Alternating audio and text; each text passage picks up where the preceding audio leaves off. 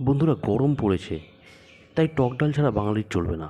কিন্তু নীল পুজোর আগে আম ডাল খেতে পারবো না, তাই আজ নিয়ে এসেছি লোভনীয় চালতার ডাল নিয়ে। আসুন দেখি কিভাবে আজ বানালাম চালতার ডাল। সবার প্রথমে চালতাগুলোকে ভালোভাবে ছাড়িয়ে কেটে ধুয়ে নিতে হবে। এবার কড়াইতে তেল গরম করে তাতে ফোড়ন হিসাবে দিতে হবে সর্ষে এবং শুকনো লঙ্কা। এরপর আগে থেকে সেদ্ধ করে রাখা ডাল তাতে দিয়ে দিতে হবে। আপনি এর জন্য মুসুরির ডাল, মটর ডাল, যে কোনো ডাল ব্যবহার করতে পারেন। আমি নিরামিষের জন্য মটর ডাল ব্যবহার করেছি।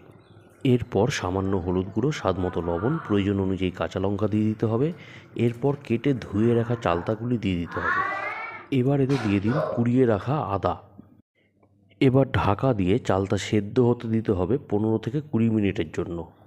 সব শেষে সামান্য চিনি দিয়ে নামিয়ে নিতে হবে চালতার টক ডাল। চ্যানেলটি সাবস্ক্রাইব করে রাখো আরও ঘরোয়া রেসিপির জন্য।